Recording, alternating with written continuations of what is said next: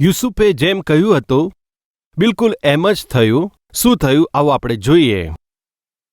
તું પહેલાની જેમ પોતાના કામ પર પાછો આવશે અને ફારૂનનું પ્યાલું તેના હાથમાં તું આપશે એમ કહ્યું. પરંતુ હવે યુસુફે એમ કહ્યું કે જ્યારે તારું આ રીતે ભલું થાય ત્યારે કૃપા કરીને મને સંભાળજે અને ફારૂન સાથે ચર્ચા કરીને તું મારા માટે મદદરૂપ થજે ને મારા વિશે કહીને આ ઘરમાંથી તું મને બહાર કઢાવજે, કેમ કે ખરેખર હિબ્રુઓના દેશમાંથી મને ચોરીને અહીં આગળ લાવવામાં આવ્યો છે અને અહીં આગળ પણ મેં કોઈ એવું ખરાબ કામ નથી કર્યું કે જેના કારણે મને આ રીતે તુરંગમાં નાખવામાં આવે. આ પ્રમાણે તેણે જવાબ આપ્યો. અને મુખ્ય ભઠિયારાએ જોયું કે સ્વપ્નનો અર્થ સારો છે ત્યારે તેણે પણ યુસુફને કહ્યું, મને પણ સ્વપ્ન આવ્યું હતું ને તેણે તેનું સ્વપ્ન કહ્યું. 22મી કલમમાં જોઈએ, પાત્રવાહકના પદને તેના પદ પર તેને પાછો લેવામાં આવ્યો અને તે ફારૂનના હાથમાં પ્યાલો આપવા લાગ્યો. પરંતુ મુખ્ય ભઠિયારાને તો ફાંસીએ જ જડી દીધો હતો કે જે પ્રમાણે યુસુફે તેમના સ્વપ્નનો અર્થ તેમને કહ્યો હતો. એક માર્યો ગયો જ્યારે બીજાને તેનું પદ પાછું મળ્યું. હું જે સંદેશ આપી રહ્યો છું તેમાં 23મી કલમ ખૂબ જ મહત્વની છે. જુઓ, ત્યાં એ પ્રમાણે લખવામાં આવ્યું છે કે જે મુખ્ય પાત્રવાહક હતો તેણે યુસુફને સંભાળ્યો નહીં અને તે યુસુફને ભૂલી ગયો. યુસુફની સાથે જેલમાં જે કેદી હતા તે જ્યારે બહાર ગયા, યુસુફે જેવી રીતે તેને કહેવા માટે કહ્યું હતું, રાજાની સાથે એક પાત્રવાહકના પદ પર જેને ફરીથી નિયુક્ત કર્યો હતો તે ભૂલી ગયો. કોને ભૂલી ગયો? યુસુફને ભૂલી ગયો. જ્યારે તેણે સ્વપ્ન જોયું હતું અને તે સ્વપ્નને કારણે તે ખૂબ ટેન્શનમાં આવી ગયો હતો. તેનો અર્થ શું છે, તેનું ફળ શું છે, ભવિષ્યમાં શું થવાનું છે, આ રીતે ટેન્શનમાં હતો. જ્યારે તેને કશું સમજ પડતી નહોતી, તે ખૂબ જ ડરી ગયો હતો અને એવા સમયમાં તેને પૂછતાછ કરીને તેને હિંમત આપી, પ્રોત્સાહન આપ્યું. જેલમાં જ્યારે હતા ત્યારે તેને એવી રીતે મદદ કરી. બ્રધર, 1 મિનિટ, મને નથી લાગતું કે આ બધું બાઇબલમાં છે. યસ, આવો જોઈએ. 6ઠ્ઠી કલમ વાંચે. 6ઠ્ઠી કલમમાં સવારે જ્યારે તુરંગમાં ગયો ત્યારે તેણે તેમના પર દ્રષ્ટિ કરી. જ્યારે તેમના પર દ્રષ્ટિ કરી ત્યારે શું જોયું કે તેમના મોં ઉદાસ છે. તેણે જોયું કે તે લોકો ઉદાસ છે. શા માટે? તેમના પર ચિંતા હતી. તેઓ ખૂબ ઉદાસ હતા, ખૂબ ડરી ગયા હતા. ઉદાસ હતા એટલે કે ખૂબ ટેન્શનમાં હતા, પરેશાન હતા. તેમનું મોં જોઈને તરત જ તે તેમને ઓળખી ગયો. ડરના લીધે તેઓ તો ખૂબ જ ગભરાઈ ગયા હતા. એટલા માટે યુસુફે તેમને જોઈને કહ્યું હતું, તમારું મોં કેમ ઉદાસ છે? તેનો અર્થ છે કે યુસુફ સિવાય તેમને હિંમત આપનાર બીજું કોઈ નહોતું. એટલા માટે તેમણે જે સ્વપ્ન જોયું હતું તે સર્વ યુસુફને તેમણે જણાવ્યું. જોઈએ, તેમણે તેને કહ્યું કે અમે બંનેને સ્વપ્ન આવ્યું છે, પરંતુ તેનો અર્થ આપનાર કહી જનાર કોઈ જ નથી. અમને સ્વપ્ન આવ્યું છે તેનો અર્થ અમને સમજાવે તેવું કોઈ નથી. એટલે અમને ગભરામણ થાય છે, એટલે અમે ડરી રહ્યા છે, એટલે તેઓ દુઃખી છે. મારા ભાઈઓ અને બહેનો, ધ્યાનથી સાંભળો. આપણી આ જીવનની યાત્રામાં આપણી આસપાસ કોઈ દુઃખી હોય અથવા ઉદાસ હોય, જો તેઓ ગભરાઈ ગયા છે અથવા ડરી ગયા છે તો તેમને એમ જ ના છોડી દેશો.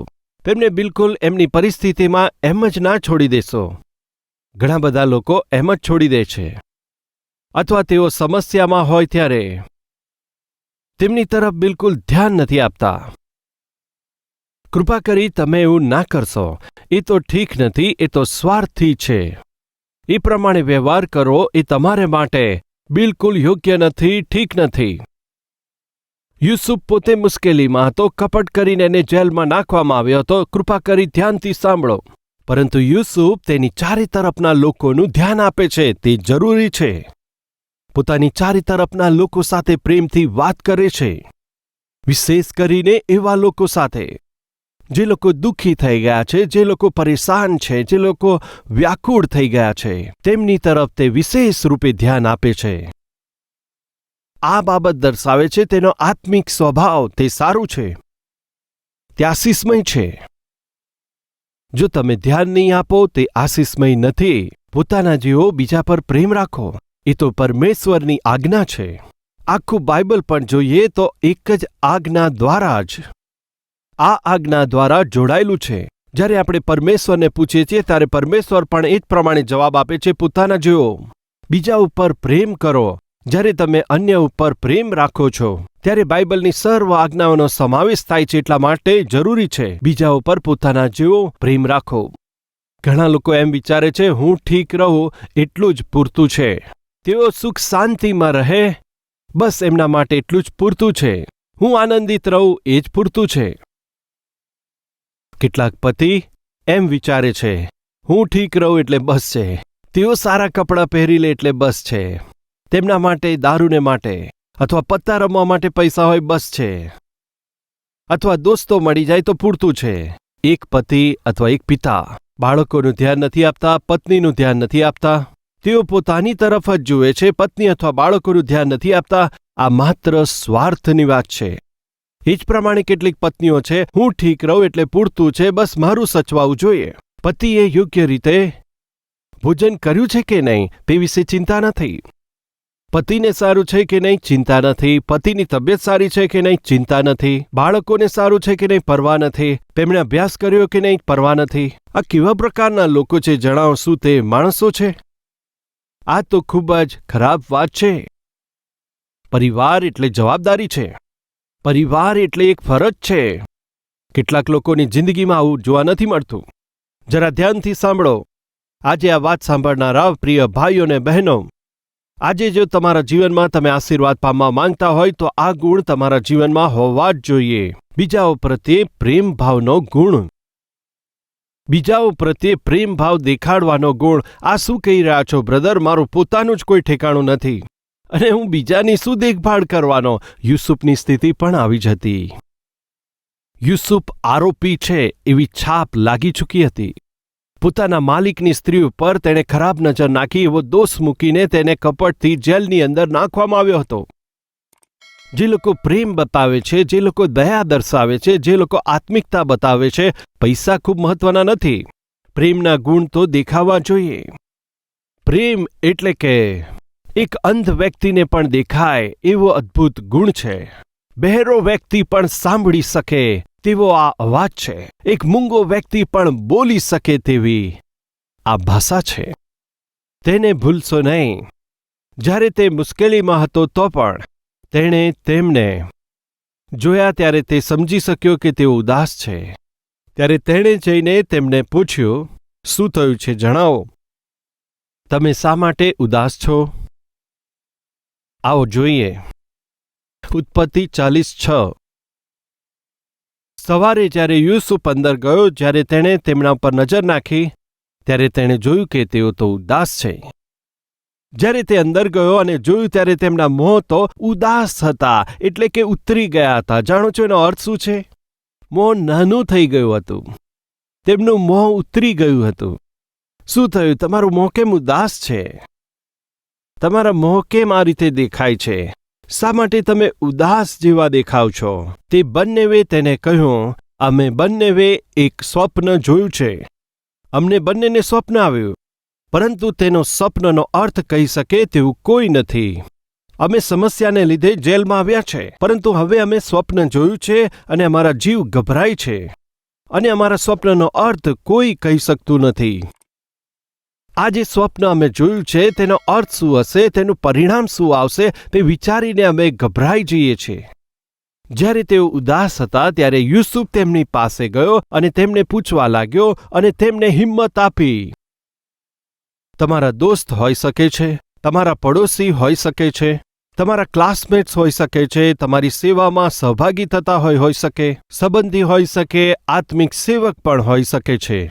હવે જો કોઈ એવું ગભરાયેલું છે અથવા ઉદાસ છે અથવા બેસહારા સ્થિતિમાં હોય તો તમે તેને પ્રેમ કરજો.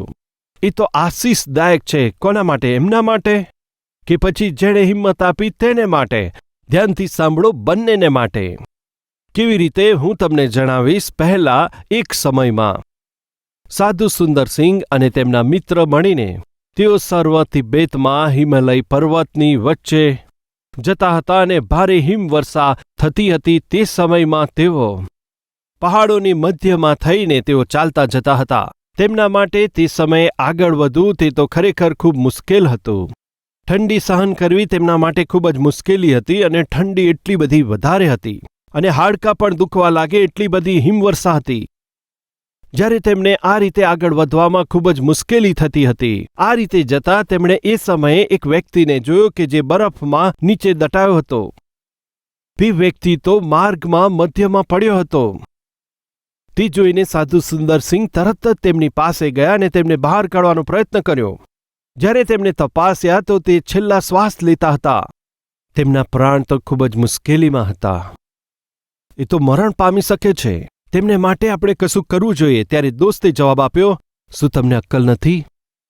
તમે આ શું કહો છો? આપણે જ આગળ વધવાનું મુશ્કેલ છે. અહીં આગળ એટલી બધી ઠંડી છે કે આપણા પોતાના પ્રાણ પણ જોખમમાં આવેલા છે.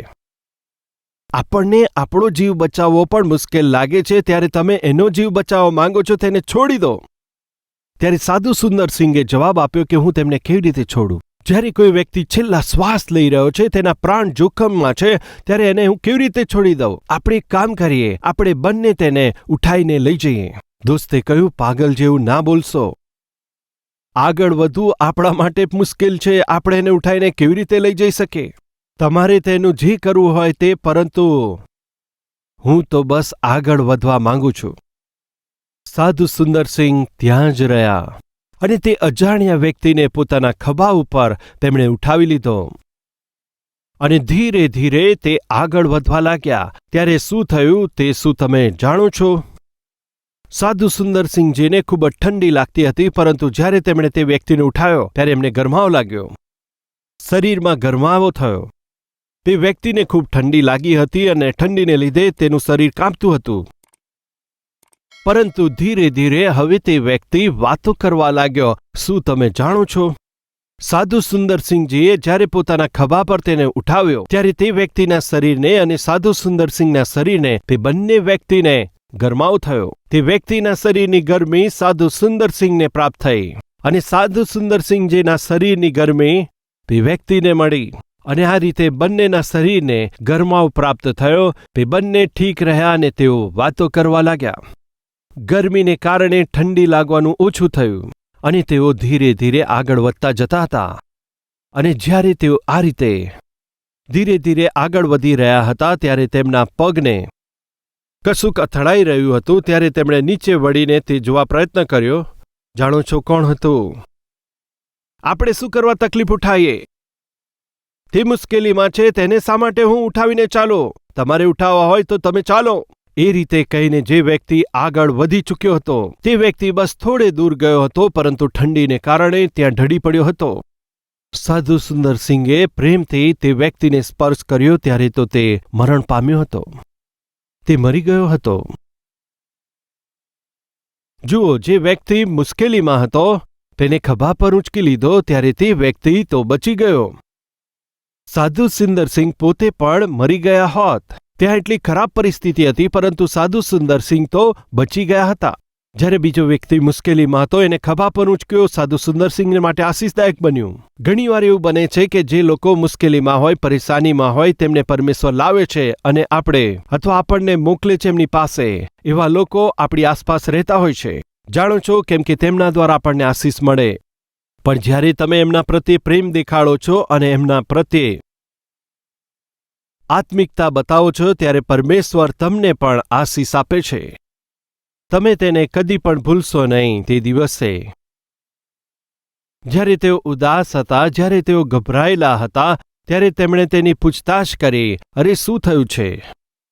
તમે આ રીતે નિરાશ કેમ થયા છો? ચાહે તેઓ ગમે તેવી રીતે રહે, મારે શું એ રીતે વ્યવહાર કર્યો હોત? યુસુફ જો પોતાના કામમાં જ મગ્ન હોત, ચાહે ગમે તે થાય, એ તો જેલમાં જ હતો ને. જો તે પોતાના કામમાં જ મર્યાદિત હોત તો તેમના સ્વપ્નનો અર્થ ના કહી શકતો. તે તો જેલની અંદર જ રહી જાત. જ્યારે લોકો દુઃખી રહેતા હતા ત્યારે યુસુફ તેમને હિંમત આપતા હતા.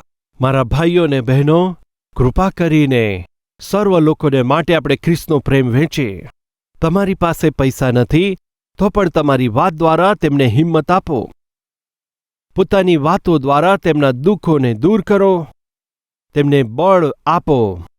મુશ્કેલીના સમયમાં તમારી વાતો દ્વારા તેમને હિંમત પમાડો, એમને પ્રોત્સાહન આપો. આ સર્વ કરવા માટે પૈસાની કોઈ જરૂર નથી. તે દિવસે યુસુફે એમ જ કર્યું. તે પોતે પણ બેસહારા સ્થિતિમાં હતો, પરંતુ તેમના પ્રત્યે તેણે પોતાનો પ્રેમ બતાવ્યો. અમે એક સ્વપ્ન જોયું છે, પરંતુ તેનો અર્થ કોઈ જણાવી શકતું નથી. એ સ્વપ્નને લીધે અમે ગભરાઈએ છીએ. તે સ્વપ્ન શું છે જરા મને જણાવો. ત્યારે તેમણે તે સ્વપ્ન કહ્યું. તેમાંથી એક સ્વપ્નનો અર્થ યુસુફે જણાવ્યો કે તમે જે નોકરી ગુમાવી છે તે તમને પાછી મળશે. અને બીજું સ્વપ્ન, તમારી ભૂલને લીધે તમને દંડ મળશે અને તેને લીધે તમે મરશો. અને એમ જ તે વ્યક્તિ માર્યો ગયો. પરંતુ બીજા વ્યક્તિને રાજાની પાસે જવાનું મળ્યું. તેને તો પાત્રવાહકની નોકરી પાછી મળી ગઈ. તેણે જે નોકરી ગુમાવી હતી તે પાછી મળી. અને જ્યારે તે વ્યક્તિ જેલમાંથી નીકળતો હતો ત્યારે યુસુફે તે વ્યક્તિને કહ્યું, જે મેં કહ્યું હતું એમ જ થયું ને? હા, બિલકુલ એમ જ થયું છે. તમે ગુમાવેલી નોકરી તમને પાછી મળી ગઈ છે. એક નાની રિક્વેસ્ટ છે. શું છે તમે જણાવશો? તમે રાજાની પાસે જઈ રહ્યા છો. તમે તેની જ પાસે રહેશો. પાત્રવાહકના રૂપમાં રાજાને તમે પ્યાલો આપશો. મારી મદદ કરજો. હા, બોલો. તેમને મારા વિશે જણાવજો. હું આ દેશનો વ્યક્તિ નથી. હું તો એક હિબ્રુ છું. મને દગો કરીને વેચવામાં આવ્યો છે ને આ દેશની અંદર લાવવામાં આવ્યો છે. બીજું, મેં કોઈ ભૂલ નથી કરી, પરંતુ અન્યાયથી મને જેલની અંદર મોકલ્યો છે. રાજાને મારા વિષયમાં બતાવીને મને અહીંયાથી છોડાવશો? આ તો યુસુફની રિક્વેસ્ટ હતી. અને જુઓ, તે કંઈ ખોટી નહોતી. ડેફિનેટલી રાજાને તો હું તમારા વિષયમાં જરૂરથી જણાવીશ કહ્યું. હું તમારી મદદ જરૂરથી કરીશ. એ પ્રમાણે વચન આપ્યું. પહેલો દિવસ જોયો હશે, બીજો દિવસ જોયો હશે, કદાચ અઠવાડિયા સુધી રાહ જોઈ. કદાચ સારી ખબર આવશે, કેમ કે મેં તેને કહ્યું હતું. પરંતુ કશું પણ ના આવ્યું. પત્ર આવશે કે તેને તમે છોડી દો એમ, પરંતુ કશું જ આવ્યું નહીં. આજે તમને પણ એવી જ ઈચ્છા છે. શું છે પત્ર? શું છે? તમારો એપોઇન્ટમેન્ટ લેટર અથવા પ્રમોશન લેટર અથવા પ્રોગ્રેસ રિપોર્ટ. તમને પણ એ પત્રની જરૂર છે. કયો પત્ર? Confirmation letter. બધું નોર્મલ છે, કોઈ બીમારી નથી. You are expecting A letter. You are expecting A report. You are expecting N answer. અઠવાડિયું થઈ ગયું. તે રાહ જોઈ રહ્યો છે. 2 અઠવાડિયા થઈ ગયા. 3 મહિના વીતી ગયા. વર્ષ થઈ ગયું. કોઈ આન્સર નહીં. 2 યર્સ. કોઈ જવાબ ના મળ્યો. વાય? યુસુફના જીવનમાં આટલું બધું મોડું થયું. તેનું કારણ શું? તેને જવાબ શા માટે ના મળ્યો? 2 યર્સ. ત્યાર પછી ફારૂને સ્વપ્ન જોયું. તેનો અર્થ બતાવનાર કોઈ નહોતું. ત્યારે યુસુફને બોલાવ્યો. તેણે તેનો અર્થ કહ્યો. ત્યારે ફારૂને શું કહ્યું? પરમેશ્વરનો આત્મા જેનામાં હોય તેના જેવો બીજો કોઈ વ્યક્તિ શું આપણા રાજ્યમાં તેના જેવો બીજો કોઈ મળે? ત્યારે સર્વ લોકો ચૂપ થઈ ગયા. તેઓ બસ ચૂપચાપ જોતા જ રહ્યા. નહીં, એવો કોઈ વ્યક્તિ આપણા દેશમાં નથી. અને એટલા જ માટે હું મારા પછી યુસુફને સૌથી મોટો અધિકારી બનાવવા માંગુ છું. તેને અંગૂઠી આપી, તેને પ્રધાનમંત્રી બનાવીને પોતાના સિંહાસન પર બેસાડ્યો. પોતાના ઘરની સર્વ વસ્તુઓ પર તેને અધિકાર આપ્યો. પરમેશ્વર દ્વારા નિયુક્ત કરેલા સમય સુધી યુસુફે પોતાના વિશ્વાસને કાયમ રાખ્યો. અને ત્યારે શું થયું? પરમેશ્વરે ખૂબ જ અદ્ભુત કામ કર્યું. યુસુફને સિંહાસન ઉપર બેસાડ્યો. હું તમને પૂછી રહ્યો છું, ધીરજના ફળ મીઠા છે એમ વડીલો કહે છે, પરંતુ તમારા આત્મિક જીવનમાં વાર થવી એ તમારા માટે એ તો આશીષમય છે. એ વાતને તમે ભૂલશો નહીં. પ્રભુના નામમાં વિનંતી કરું છું.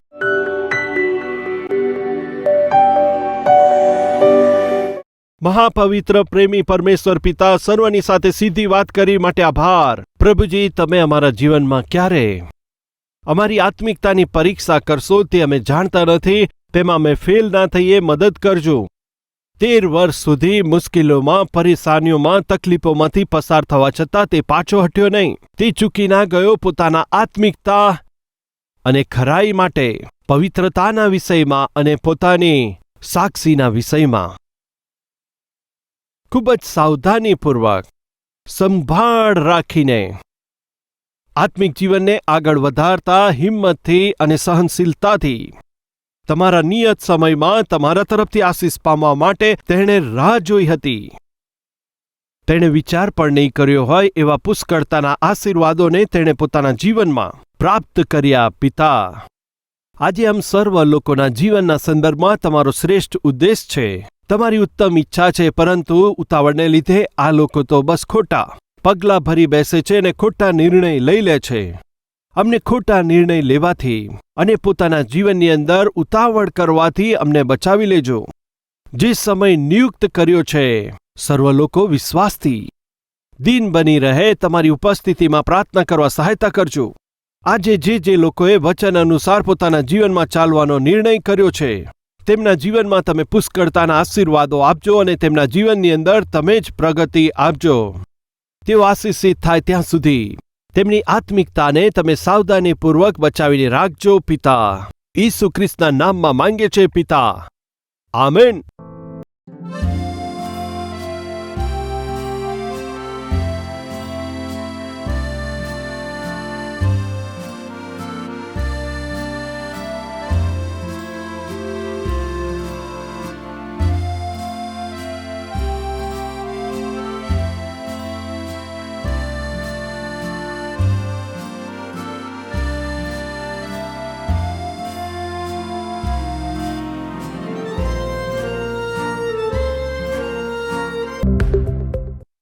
आज कलवरी आवाज को कई करोड़ों लोग देख रहे हैं, केवल हिंदी में ही नहीं, तमिल में, तमिलनाडु में, कन्नड़ा में, कर्नाटक में, मलयालम में, केरला में, ओरिया में, उड़ीसा में, मराठी में, महाराष्ट्र में, बंगाली में, पश्चिम बंगाल में, पंजाबी में, पंजाब में, भोजपुरी में, बिहार में, तेलुगु में, दक्षिण भारत में, उर्दू में, जम्मू एंड कश्मीर, पाकिस्तान, अफगानिस्तान, गल्फ देशों में, नेपाली में, आसामी में, हिंदी में, इस तरह भारत देश की मुख्य भाषाओं में यीशु मसीह के सुसमाचार को हर एक भाषाओं में पहुंचाने वाली सबसे पहली कलीसिया इस भारत के इतिहास में हमारा कलवरी टेम्पल है। क्यों इतना ज्यादा सुसमाचार प्रचार कर रहे हैं?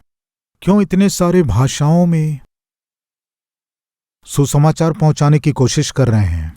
कृपया ध्यान दीजिए, रोमियो की पत्री 10वां अध्याय 13वां वचन, क्योंकि जो कोई प्रभु का नाम लेगा वह उद्धार पाएगा। कौन उद्धार पाएगा?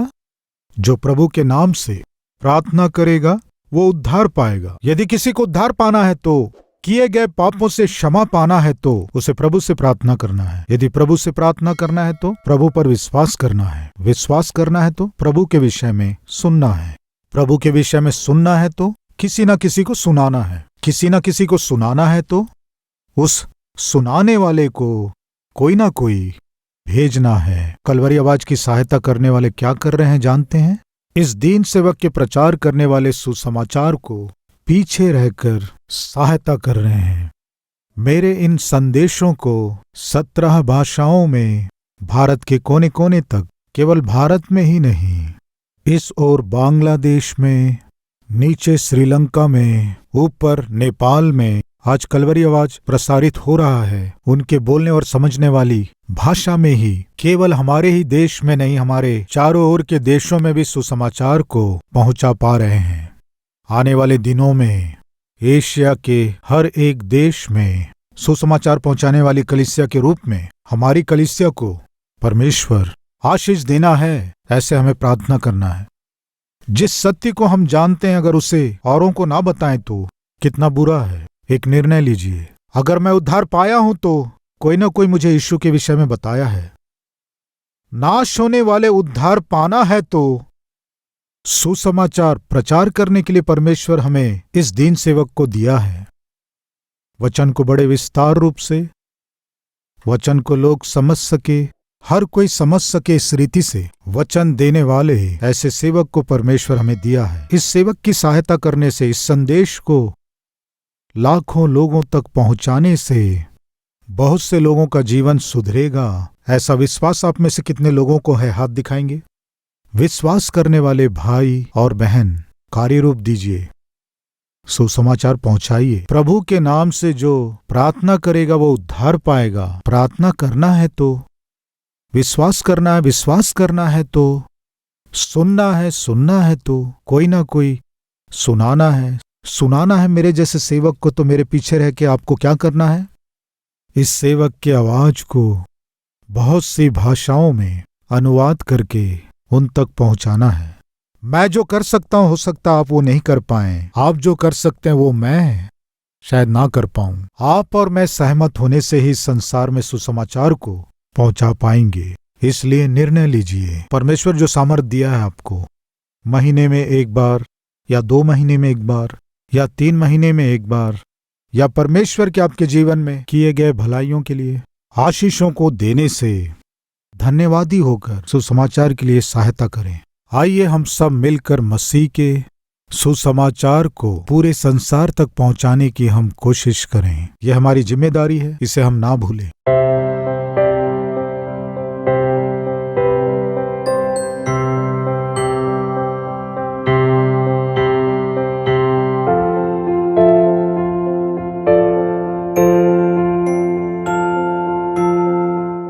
અમારું address Calvary, post box number 30, Kukatpally, Hyderabad 72.